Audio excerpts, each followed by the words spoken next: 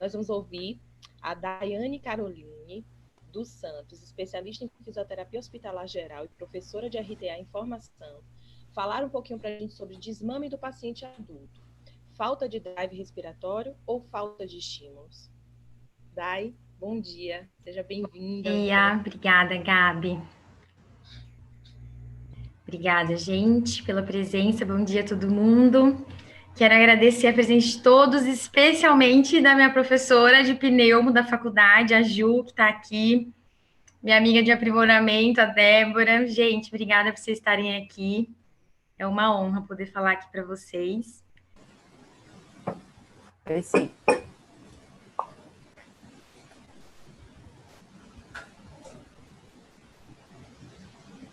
Deixa eu deixar a telinha aqui para eu ver.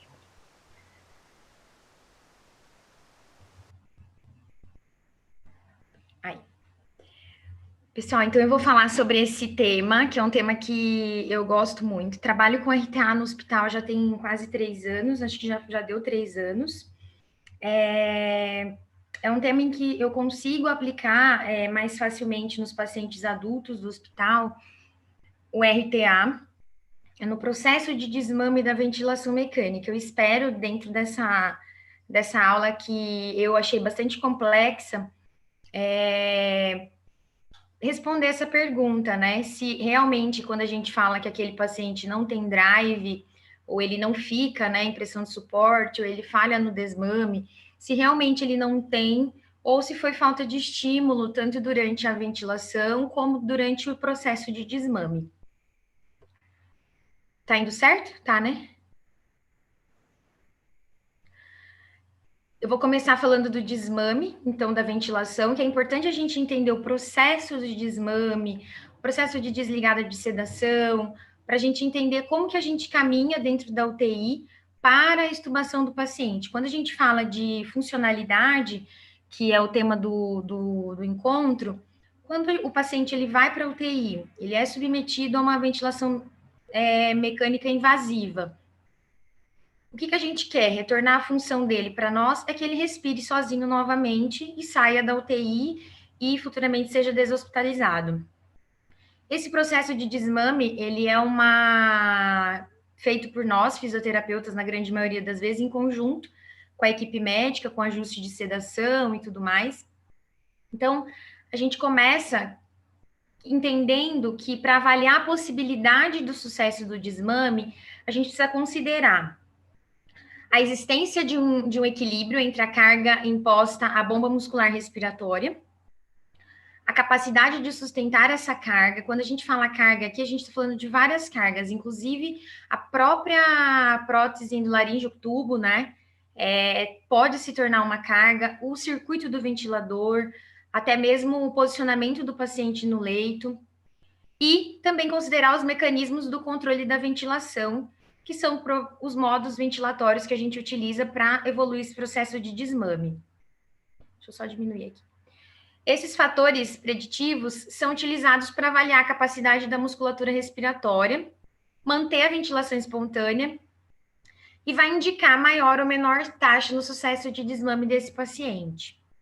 Se ele tem mais condições de suprir essa carga, se ele tem um controle de ventilação melhor, se ele consegue respirar sozinho, se ele tem o drive que a gente fala, mais fácil é para a gente conseguir andar com o processo de desmame da ventilação. Aqui eu quero falar sobre o tempo da ventilação e as interferências. Toda vez que o paciente ele é submetido à ventilação mecânica invasiva, seja para proteção de vias aéreas, seja por insuficiência respiratória, existem alguns riscos e interferências que submetê-lo a isso pode acontecer. O que a gente mais nota dentro do hospital que eu trabalho é que são pacientes mais idosos, pneumonia associada à ventilação, especialmente quando a gente leva em consideração o tempo de ventilação mecânica. Lesão de vias aéreas, então a gente tem, né, um protocolo de calibragem de cuff, fixação de tubo, posicionamento ideal no leito, funcional.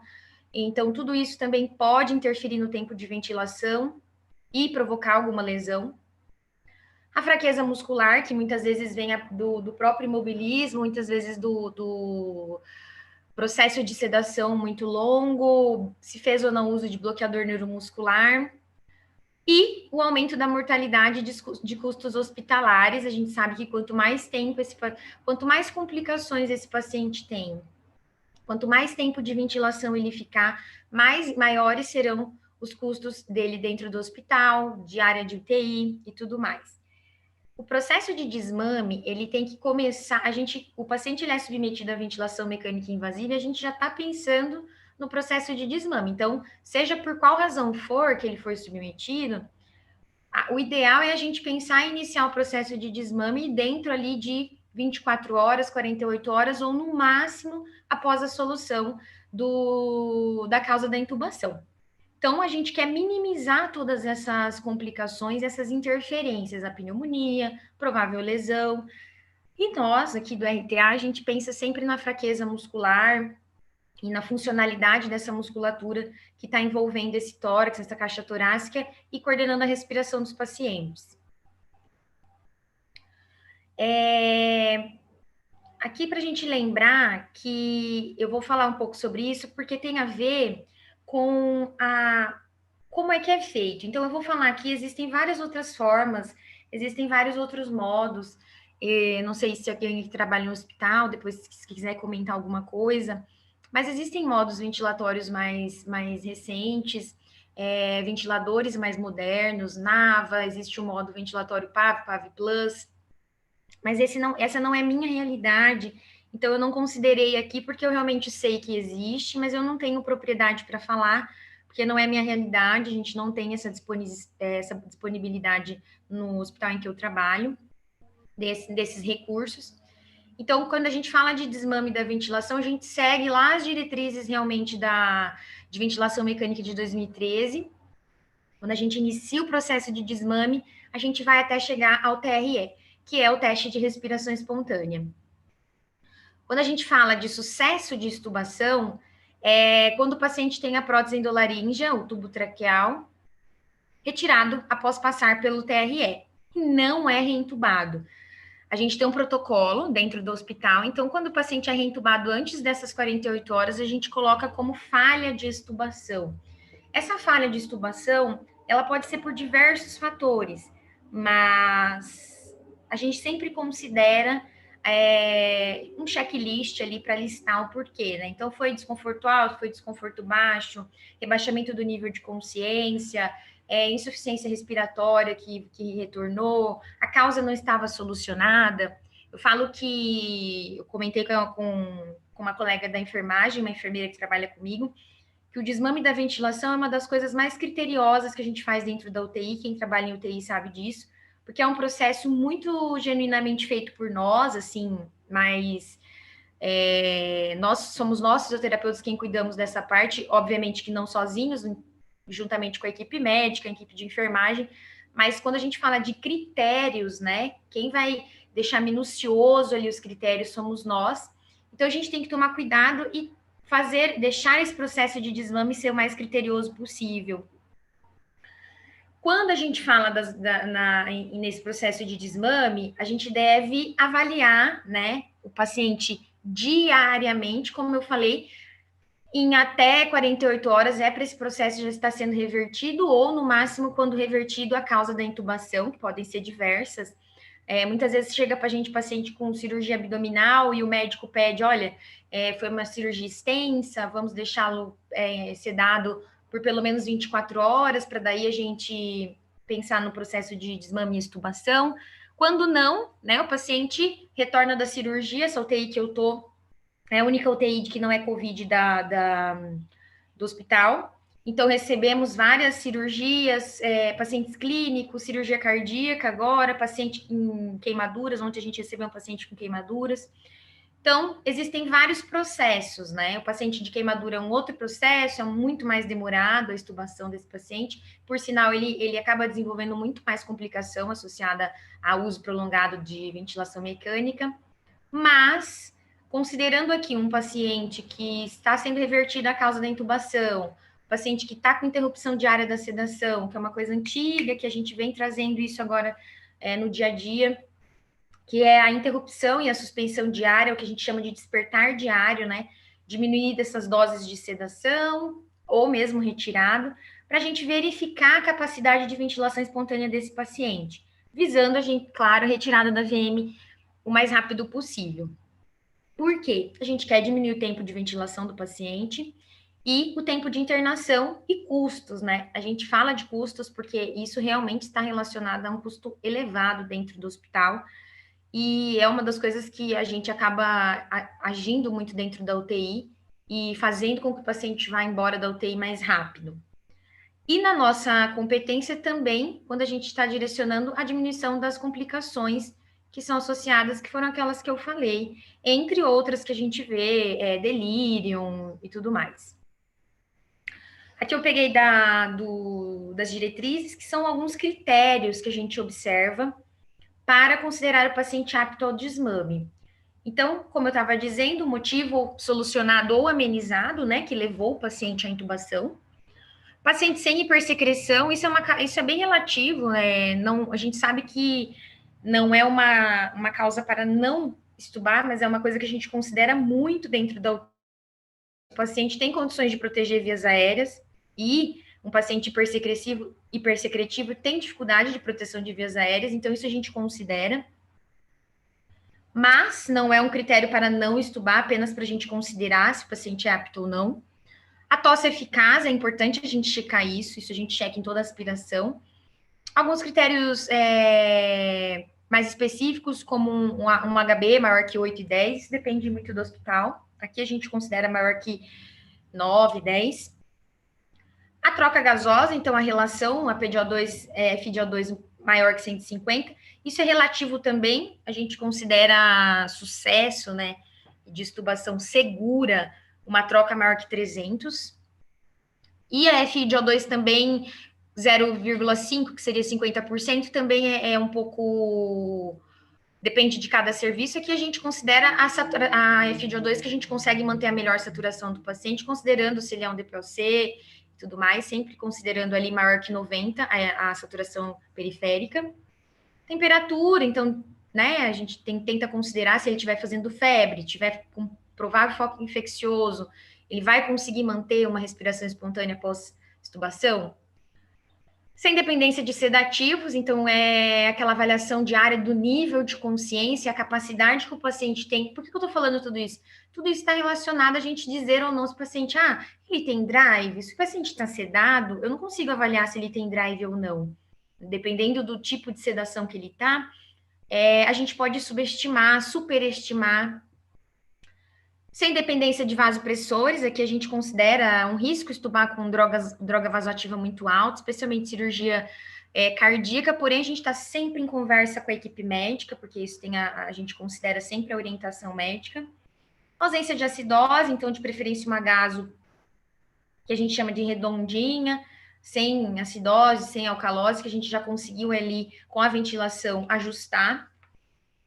O balanço, né? Quanto mais positivo, maior a chance desse paciente evoluir para um edema e também não proteger vias aéreas e ausência de distúrbios eletrolíticos. Tudo isso a gente considera. Então, quando a gente fala de desmame e a gente fala de extubação e todo esse processo é muito criterioso, todos esses critérios a gente leva em consideração. Então, nós estamos ali dentro da UTI, quem trabalha em UTI sabe disso, que a gente observa tudo isso, por isso que é tão criterioso. Então, você tem que pegar controles, você tem que olhar exames, você tem que olhar raio-x, tem que olhar gasometria, tem que entender se a causa foi solucionada e tem que conversar com a equipe médica, com a equipe de enfermagem, entender tudo o que está acontecendo. E aí, a gente vai evoluir para o teste de respiração espontânea. Como eu falei, o que eu vou falar e vou trazer aqui para vocês? A minha realidade, que é o que a gente utiliza e é onde eu atuo de verdade com RTA. Obviamente que eu atendo esses pacientes com RTA durante o processo de ventilação, tanto em desmame ou não. E aí a gente vai falar muito uma coisa que são os estímulos que a gente traz para o paciente. Mas, quando a gente fala em teste de respiração espontânea hoje, o que a gente utiliza dentro desse hospital são esses dois modos. Se alguém tiver alguma experiência depois e quiser comentar. Que é o desmame e o TRE, impressão suporte, ou em tubo T. Falando mais especificamente do meu dia a dia mesmo, o teste de respiração espontânea tem a ver com esse tempo em que o paciente é submetido. O modo ventilatório, quando a gente fala em desmame, então são coisas ligadas e distintas, né? Quando a gente fala em desmame, você pode deixar o paciente por dias ali em desmame, às vezes você não consegue tirá-lo da ventilação mecânica muito rapidamente, que tem casos associados que a gente vai falar daqui a pouco, mas o modo PSV a gente usa muito no processo de desmame. Quando a gente fala assim, ó, o paciente está em teste de respiração espontânea para ser estubado, vou dar um exemplo de um paciente cirúrgico. Então, a gente coloca ele em PSV, vai reduzindo gradativamente essa pressão de suporte, tentando chegar ali no máximo a 5, 7,5, que seria uma pressão de suporte mínima, e que o paciente consiga gerar um volume corrente ideal pela conta que a gente faz do PPW. Não utilizamos muito aqui o tubo T, mas em alguns pacientes que a gente ainda fica... Existe aquela questão, né? Tem drive, não tem? Ele tá fazendo muita apneia? Como é que é isso? Não teve lesão neurológica? Mas ao mesmo tempo ele não tá entrando muito na ventilação. Às vezes a gente considera, sim, colocar em tubo T e ver como ele vai respirar. Tem todos os fatores, né? Que hoje ainda... o processo de desmame, quando a gente vai estudar, ele ainda é muito... Não tem nada que bate o martelo. Olha, esse modo é melhor, olha, esse daqui é mais eficiente. Ainda é uma área da terapia intensiva pouco estudada. Tem bastante coisa, mas ao mesmo tempo não tem nada que direcione a gente para um caminho só. Existem várias possibilidades. Então, quando o paciente está ali na pressão de suporte, mas está fazendo muita apneia, é um paciente que era previamente rígido, ou então a gente fala assim, poxa, será que ele não tem drive mesmo? Será que ele não consegue manter, né, a ventilação por pressão positiva ali? Vamos tentar tubo T. Existe também essa possibilidade. É necessário? Não. Fazer essa transição sempre da pressão de suporte para o tubo T? Não. Mas a gente às vezes faz isso como uma forma de teste mais fidedigno. Mas normalmente PSV. E eu vou explicar por que eu coloco mais em PSV, porque eu tenho até um exemplo aqui de um ventilador, e eu peço até desculpas, mas pela privacidade ética é muito difícil gravar o paciente no leito do hospital, então eu trouxe imagens da ventilação mecânica mesmo. Sei que nós da RTA a gente gosta de avaliar, né, a biomecânica torácica e tudo mais, mas isso foi impossível, especialmente na pandemia, que diminuiu as visitas, eu não consegui ver os familiares. Então, agora tá voltando, mas foi mais difícil. Então, eu gravei o ventilador, que é uma coisa que a gente pode ver também. E a gente atua muito, eu atuo bastante, quando a gente fala não tem drive, no modo PSV, vai diminuindo ali, faz um apoio, ganha mais volume pulmonar. Mas quando a gente fala de teste de respiração espontânea, a gente fala que é sucesso quando tem troca gasosa, o paciente fica estável hemodinamicamente e mantém conforto, né? Então, ele fica eupneico, respira de forma tranquila. Após esse teste bem realizado, a gente pode evoluir para a extubação. E aqui, só para considerar que o uso do SMV para o processo de desmame, ele foi visto como um modo que atrasa e prolonga a retirada da VMI, mas que muitas vezes a gente utiliza como um modo que às vezes o paciente fica confortável quando ele não está em processo de desmame, se não gerar sincronias, que é uma coisa que a gente vai falar já já. Então, quando a gente fala de desmame, a gente está prosseguindo para a extubação, que é a funcionalidade que a gente tanto deseja dentro da UTI, tirar o paciente da ventilação mecânica e para que ele respire sozinho novamente, sem pressão positiva. Então, a extubação é a retirada do tubo endotraqueal e é considerado um sucesso durante 48 a 72 horas. Isso varia de serviços, tá? Aqui a gente considera até 48 horas como sucesso, se ele não voltar. Se ele voltar em 48 horas, é falha de extubação. Se falhar, é o que eu falei lá no início, a gente tem que investigar o porquê falhou. Então, faltou algum critério, a gente vai rever o que aconteceu, porque todo o processo de submeter o paciente novamente à ventilação mecânica numa segunda intubação gera muito mais riscos para o paciente. Aqui é uma coisa que a gente gosta e que a gente trabalha dentro da UTI, principalmente quando a gente fala de RTA, que esses pacientes que apresentam, cerca de 10 a 20% dos pacientes apresentam insuficiência respiratória. A grande parte desses pacientes ficam em suporte ventilatório prolongado por mais de 21 dias. E essa dependência da ventilação mecânica é justificada por uma coisa que a gente estuda muito na RTA, que é o desequilíbrio entre a carga respiratória e a capacidade neuromuscular, que é o que a gente vai falar aqui nessa apresentação. Isso, né, a gente verifica isso no dia a dia, mas quando a gente lê, é importante a gente ver o quanto que isso impacta, né, o tempo de ventilação mecânica, as complicações, a dependência da ventilação, apresenta uma mortalidade em torno de 25% relacionada a complicações da VMI. Isso é uma coisa muito importante. Então, o que a gente quer? Tirar o paciente da ventilação quanto antes.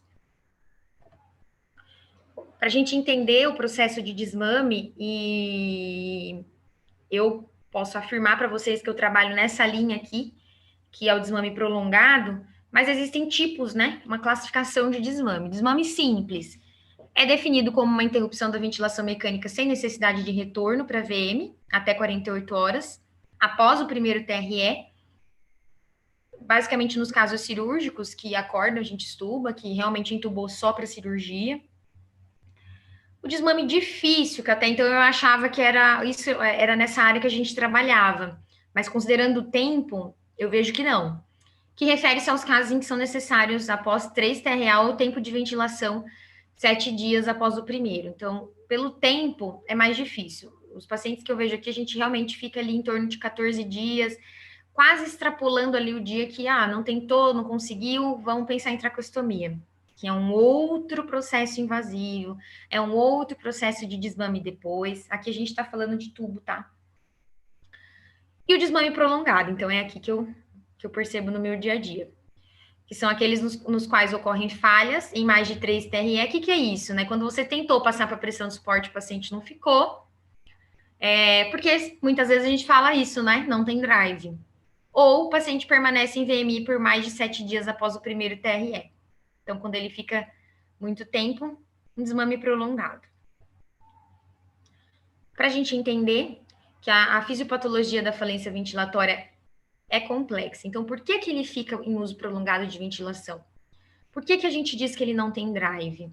Por que ele não consegue vencer a resistência do tubo, do circuito, da sensibilidade do ventilador e fazer o ventilador ciclar?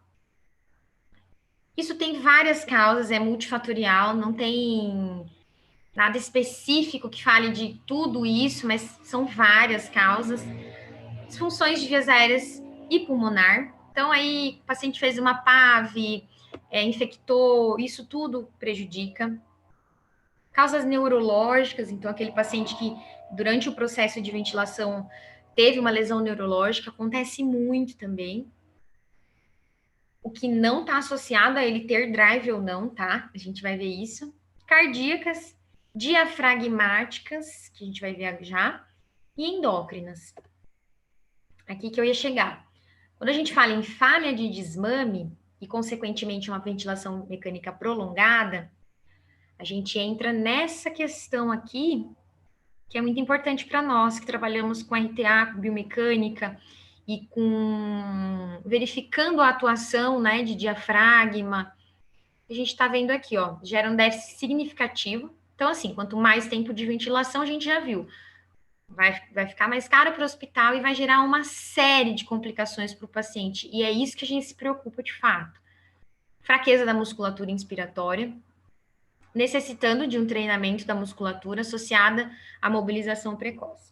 Por que eu não vou me ater ao TMI, que é o treinamento da musculatura? Porque não é minha realidade. Então, eu não quis falar muito, mas existem ferramentas dentro da fisioterapia respiratória intensiva que trabalham, né? Então, Power Brief, Threshold, existem algumas formas, né, de você trabalhar até mesmo dentro da ventilação. Eu vejo que alguns colegas fazem, Mas eu trabalho com RTA dentro da UTI, então o meu treinamento da musculatura INS, fortalecimento de diafragma, são com os manuseios de RTA, tá?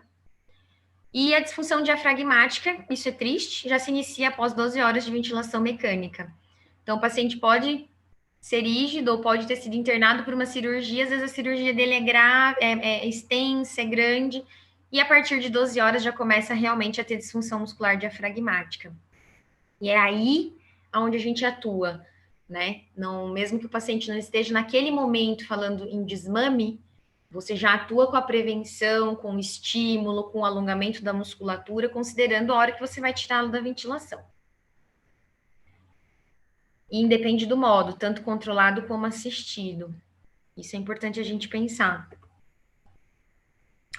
Aqui, para a gente falar dos sinais de fadiga diafragmática, que são quando a gente está ali no modo, identifica melhor quando o paciente está em modo pressão de esporte, respiração rápida superficial, padrão tóraco-abdominal paradoxal, alterações hemodinâmicas, aumento da frequência cardíaca, queda de saturação, muitas vezes aumento da pressão arterial, e pode estar associado à dissociação neuroventilatória.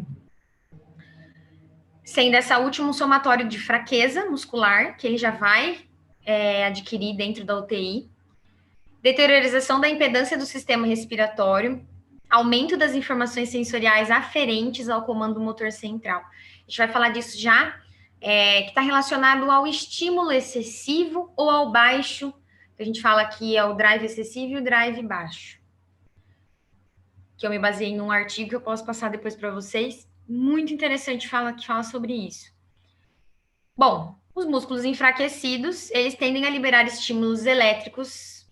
Isso é uma coisa que a gente não observa muito, mais intensos pelo nervo frênico, o que torna a percepção dos centros respiratórios desequilibrados. Então, é aquele paciente que imediatamente que você começou ali o processo de ajuste de modo ventilatório, transicionou do assisto controlado para o modo espontâneo, que é o PSV, esse paciente começa a liberar muitos estímulos e desorganiza o centro respiratório ali, a gente não sabe se o paciente começa a apresentar algum desconforto e tudo mais, evolui com dispneia, muitas vezes a sincronia, e como eu falei agora há pouco, aumento da frequência cardíaca, aumento da pressão arterial, então ele desestabiliza hemodinamicamente, e você às vezes acaba, fala com o médico, olha, doutor, a gente falhou aqui, talvez precisa voltar à sedação. O que eu quero mostrar para vocês é que a gente tem algo a mais para levar para esses pacientes dentro da UTI, que é um olhar, né? Muitas vezes ele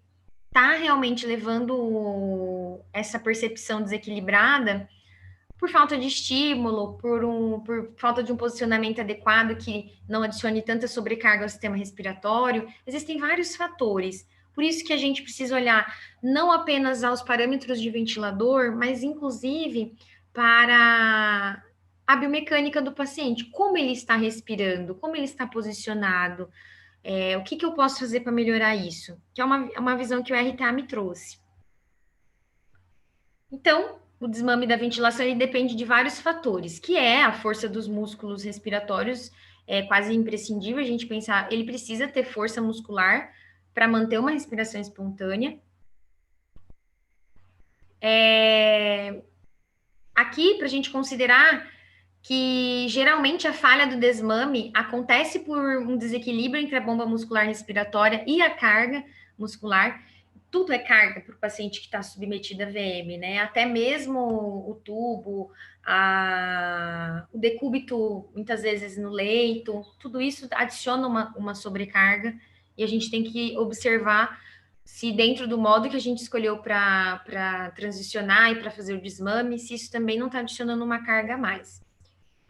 São causas da redução da eficiência da bomba muscular, inibição central, pacientes que ficam por uso muito prolongado de sedativo, pacientes que não fazem o despertar diário, lesões frênicas, doenças medulares, neuropatias, comprometimento da junção neuromuscular. A fraqueza muscular é uma coisa muito visível. Vocês viram que após 12 horas o diafragma já começa a ter fraqueza. E tudo isso pode ser de várias origens.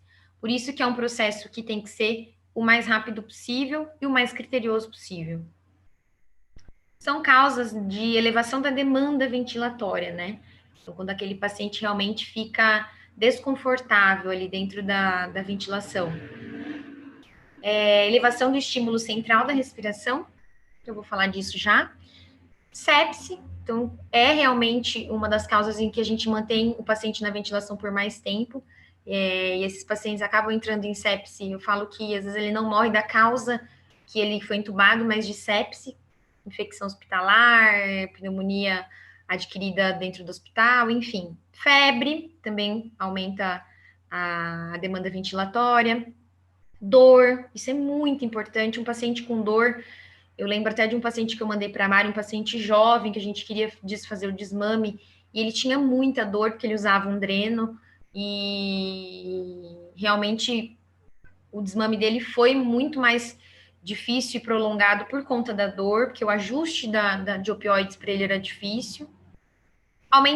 Ventilação aumentada do espaço morto, carga elástica pulmonar e torácica, entre outras. Então, tem várias considerações que a gente faz aqui. A gente está com um paciente DPLC grave, que a gente está com bastante dificuldade de tirar e manter esse processo de desmame por causa de uma doença pulmonar prévia, um antecedente pessoal dele que tem essa doença pulmonar prévia. As principais causas de dependência são causas neurológicas, que a gente não pode atrelar a ausência de drive ou não, mas que a gente considera, obviamente. Por comprometimento do sistema respiratório, então, fraqueza muscular, dificuldade de manter uma ventilação espontânea, falta de força mesmo.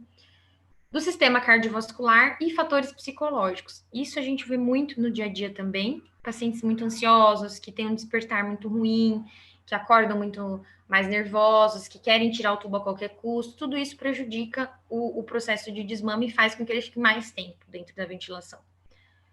E as outras causas a gente considera também causas endócrinas, distúrbio eletrolítico. Por isso que a gente trabalha sempre com a equipe multidisciplinar, a nutricionista passa todo dia.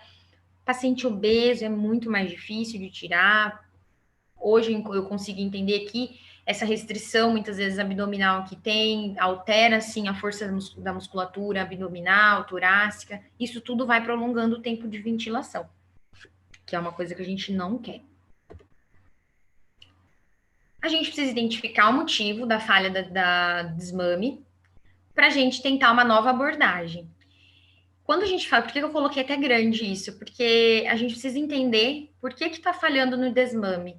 É ausência de estímulo? É o modo que não está adequado? É um ajuste de opioide? É um ajuste o paciente está febril? É um ajuste medicamentoso? O que está alterando e provocando a falha no desmame? Porque quando o paciente falha, você não pode deixar o paciente ali em desconforto respiratório, enfim, assincrônico na ventilação. Normalmente se retorna a sedação. Então, você ganha um dia, perde 2. A gente fala assim, né? Porque é um paciente que retorna para a sedação, a gente perde muito, porque até desligar novamente e a gente conseguir retornar tudo de novo.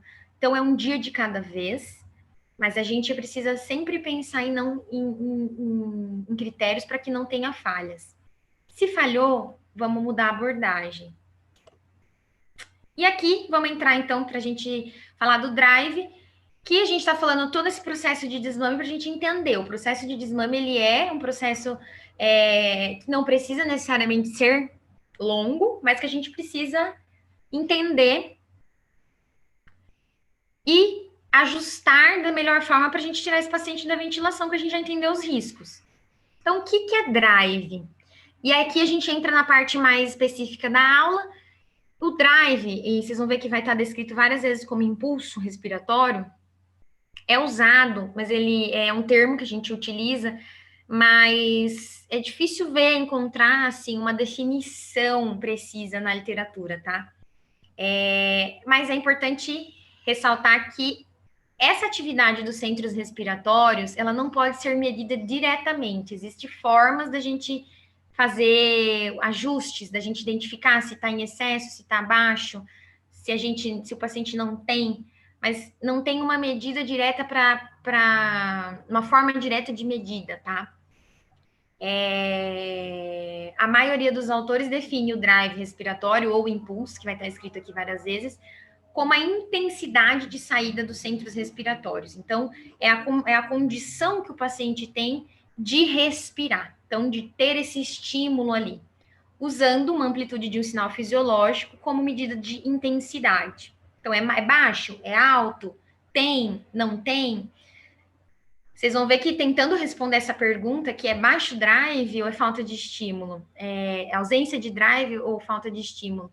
Na literatura não se traz isso. O paciente não tem drive. Ele pode ter um baixo drive que está associado muitas vezes a questões não fisiológicas, né? Às vezes até ajustes na ventilação. Por isso que eu comecei a palestra falando do desmame, como é que é esse processo de desmame. Porque isso está interligado a gente falar assim, o paciente não tem drive. Ele não tem drive ou ele realmente não tem um estímulo adequado, até mesmo na ventilação, ou um estímulo sensorial. Para a gente lembrar, não vou aprofundar aqui, porque eu acho que era só isso, era uma aula, mas o controle da respiração, o impulso respiratório, ele se origina dos aglomerados de interneurônios nos centros respiratórios, que são localizados no tronco cerebral. A gente fala muito do bulbo e controle de respiração. Esses centros recebem informações contínuas de fontes sensíveis a produtos químicos, mecânicos, comportamentais e estímulos emocionais. Então, aqui a gente já começa a responder a pergunta da aula, né? É possível estimular? É possível o paciente que tem baixo drive, a gente fazer um estímulo? Se os centros respiratórios também trabalham com estímulos, a gente consegue, com um estímulo mecânico, com uma pressão abdominal, adequar um posicionamento, adequar a pressão abdominal para trabalhar diafragma, por exemplo, trabalhar, sim, estímulo de centro respiratório. Os centros respiratórios, eles integram essas informações, geram um sinal neural, e a amplitude desse sinal é quem determina o mecanismo de ação dos músculos respiratórios, portanto, o volume corrente. Por que a gente precisa entender disso? Porque se a gente tem estímulo, e a gente vai entender o que é estímulo, você manter o paciente com altas pressões não é estímulo. Você baixar as pressões e fazer RTA é um estímulo. Por exemplo, tudo isso vai trabalhar a parte muscular, toda a ação muscular respiratória e, obviamente, com o aumento ou diminuição do volume corrente desse paciente. Vamos pensar aqui em pressão suporte e tudo mais, onde o paciente faz um volume corrente livre. No hospital que eu trabalho, a gente não ventila muito a volume, é mais a pressão. E mesmo assim, né? Mesmo o paciente às vezes sedado, você consegue trabalhar com estímulos, aumentar. Quem trabalha no hospital e já fez esses manuseios vai concordar comigo, que você consegue aumentar volume corrente com os estímulos do RTA, apoio tóraco-abdominal, apoio no espaço iliocostal, e diminuir parâmetros de pressão. Então, com menos pressão no ventilador, ele faz o mesmo volume. Tudo isso é estímulo. Considerando o drive respiratório, drive respiratório prejudicial é um importante contribuidor para a saída mecânica inadequada. Então, aquele paciente que tem assincronia ventilatória, né? Isso contribui para o desconforto, e tem se falado muito, especialmente na época da Covid, a gente já falava disso, que era lesão pulmonar induzida pela ventilação, que em alguns estudos, pacientes mecanicamente ventilados demonstraram efeitos prejudiciais do esforço respiratório alto e baixo, entendam como um drive alto e baixo, incluindo lesão pulmonar autoinfligida pelo paciente, que está sendo muito estudado, que a gente chama de PCILI. Acho que tem alguém com áudio aberto. Fraqueza do diafragma associada à doença, comprometimento hemodinâmico interação deficiente entre o paciente e o ventilador. Quando a gente fala em interação deficiente paciente e ventilador, a gente está falando de assincronias. Por que o drive é tão importante? Identificar o excesso de drive, o baixo drive, exatamente para não levar o paciente a ficar mais tempo na ventilação. Quanto mais assincrônico, quanto mais difícil forem os ajustes de ventilação mecânica, mais lesão pulmonar vai ter. Então, às vezes, o paciente que não tinha uma lesão vai tendo lesão induzida. E aqui um novo termo que está sendo muito estudado, que é a lesão pulmonar autoinfligida pelo paciente. Então, o próprio esforço dele pode provocar lesão pulmonar. Aqui, a gente vai falar do drive respiratório excessivo, e vocês vão entender por quê. Porque a gente fala dos dois, excessivo e baixo, e a gente entende o que é aquela fala, ele não tem drive, né? Grandes esforços podem causar o Pendeluft. Até ontem à noite, o Ângelo Roncalli fez um post falando do Pendeluft, que é, né? Que é a redistribuição de ar de regiões não dependentes a regiões pulmonares dependentes.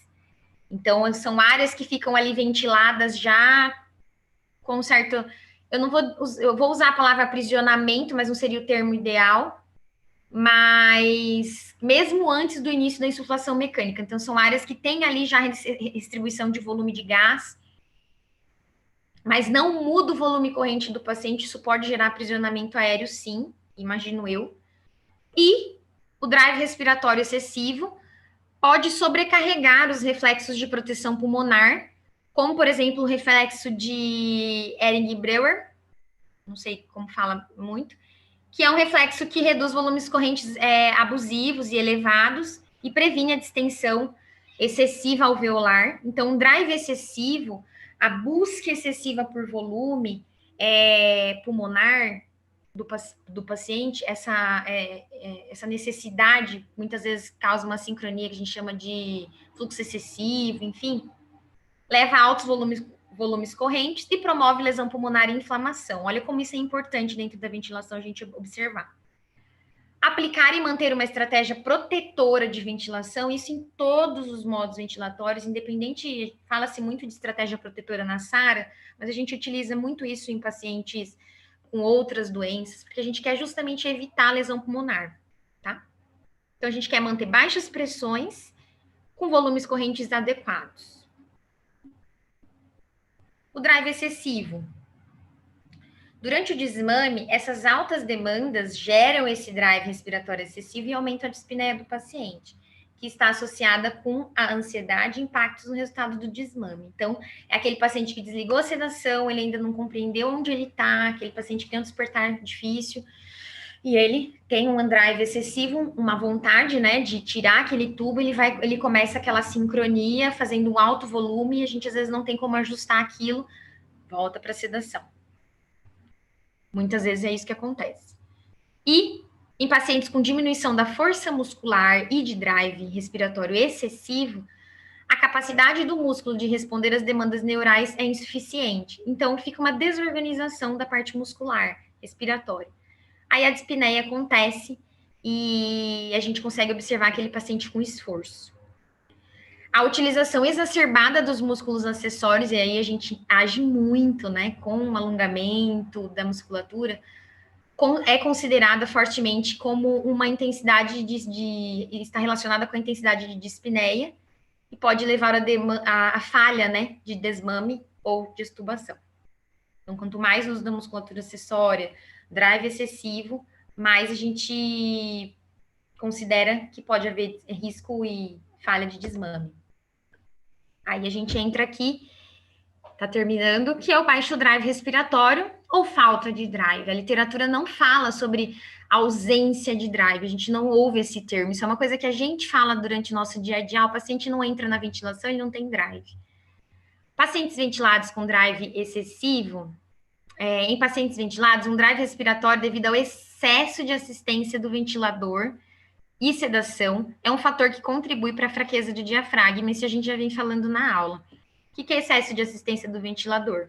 Aquele paciente que muitas vezes sedado, a gente mantém ali altos níveis de pressão para gerar aquele volume, altas frequências, e tudo isso vai provocando fraqueza diafragmática e de musculatura respiratória, acessória também, e o paciente não consegue respirar sozinho, pela assistência alta do ventilador.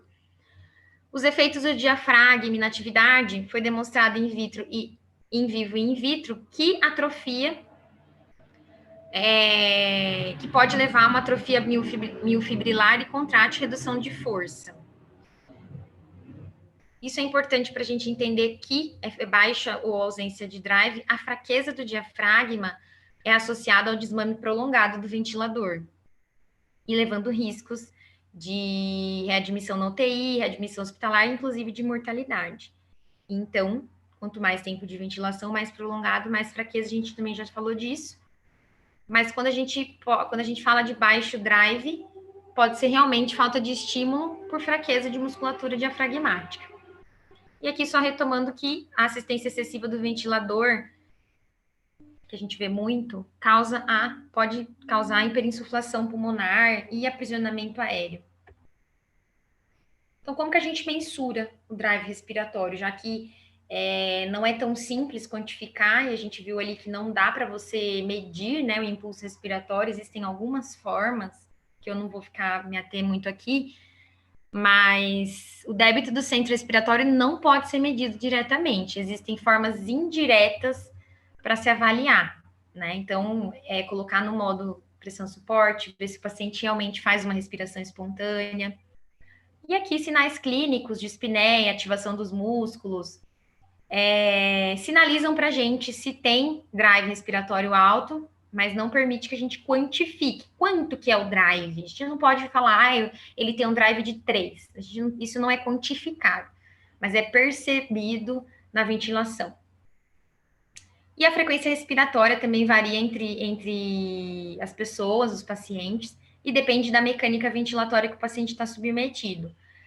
Aqui vale ressaltar que os opioides e bloqueadores neuromuscular, sedativo, tudo isso interfere também na ventilação dos pacientes. Mas os opioides, esse artigo fala que eles não agem diretamente no controle cerebral, tá? Então, a gente, o paciente está com fentanil, não vou extubar. Isso é um mito. O baixo drive respiratório. Quando a gente fala que o aumento da pressão índice, então vamos pensar assim, quanto mais elevados os níveis de pressão, mais a gente diminui esse drive, mais a gente facilita para o paciente não respirar sozinho, não ter força, né? Não ter atividade elétrica, diafragmática e ativação dos centros respiratórios, porque ele já tem ali uma pressão que vai gerar aquele volume. O paciente não entra no ventilador. Então, já começamos aqui a concluir que, na verdade, a gente não pode dizer que o paciente não tem drive. Muitas vezes ele está com um ajuste equivocado ou mesmo com falta de estímulo para respirar sozinho.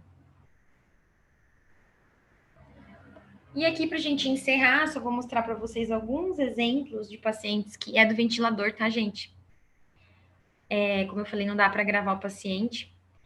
Então, aqui é um paciente que está em modo pressão controlado, uma pressão controlada até baixa. O vídeo está funcionando?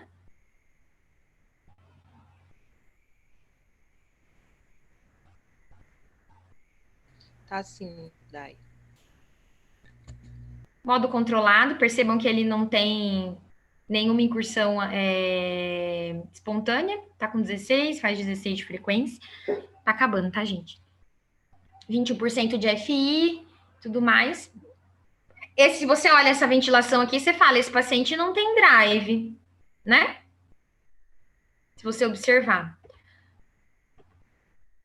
Aí, eu mudei o modo e fui ver. Então, vamos ver.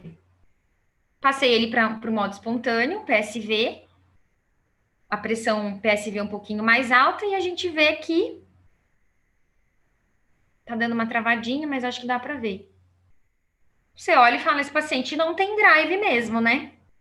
Eu tirei ele da pressão controlada e ele não entrou na ventilação. Vocês podem ver que essa incursãozinha que tá no final aqui era de um ciclo anterior, ó. Ele não entra no ventilador. Em modo pressão suporte. Mas aí, eu estou fazendo um estímulo de RTA. manuseios do RTA para eu ver, então ele não tem drive, então vamos verificar. Aqui eu faço os apoios e tal, e tem alguém gravando para mim, tá?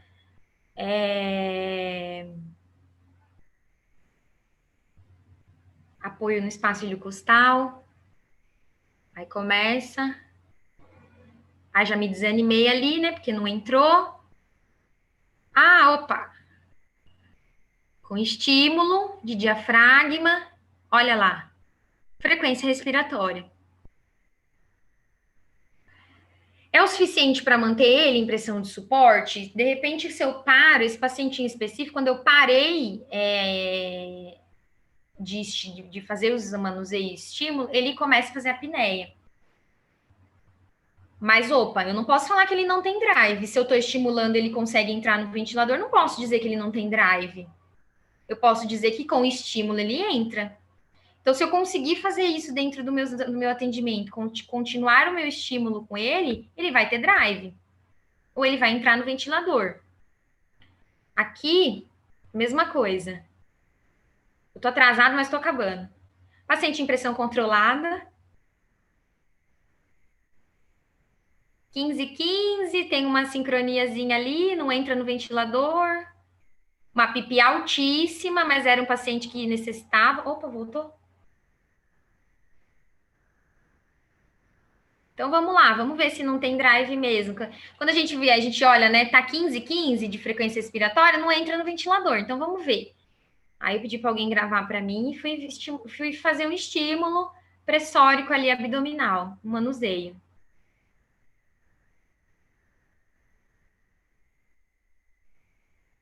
Mesmo com a PIP muito alta, em modo pressão de suporte, a gente já consegue ver frequência respiratória.